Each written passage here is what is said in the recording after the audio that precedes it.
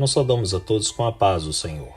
Hoje nós estamos meditando no Evangelho segundo Mateus, no capítulo 13, do verso 24 ao 30.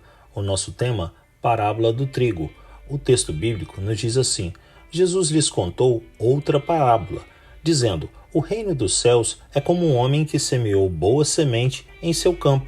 Mas quando todos dormiam, veio o seu inimigo e semeou o joio no meio do trigo e se foi. Quando o trigo brotou e formou espigas, o joio também apareceu. Os servos do dono do campo dirigiram-se a ele e disseram: o senhor não semeou boa semente em seu campo?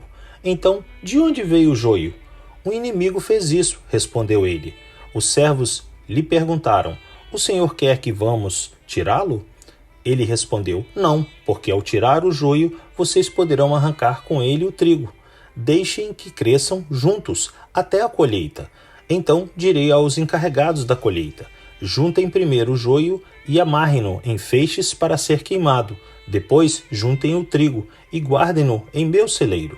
Meus amados, o Senhor seguiu falando por meio de parábolas para a multidão de ouvintes e lhes propôs uma nova parábola, a do trigo e do joio. Da mesma forma como ele agiu com a parábola do semeador, ele também discerniu a parábola do trigo somente para os discípulos, como veremos mais adiante. Nessa parábola, Jesus comparou o reino dos céus a uma lavoura de um agricultor que semeou uma boa semente de trigo em seu campo. Porém, à noite, quando todos dormiam, veio o adversário do fazendeiro e semeou o joio no meio do trigo. Mesmo os funcionários da fazenda identificando o joio, eles não puderam o arrancar, porque poderiam o tirar junto com o trigo.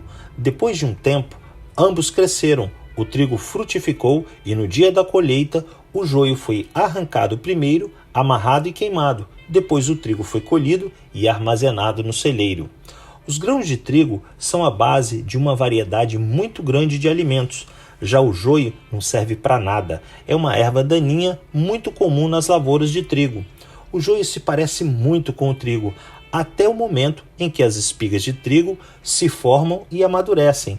Por isso, o joio não deve ser arrancado antes da colheita. Fazendo uma análise espiritual, a parábola do trigo e do joio revela que existem apenas dois tipos de pessoas nesse mundo. Aqueles que estão com Deus são os grãos de trigo, que serão colhidos e viverão no celeiro celestial.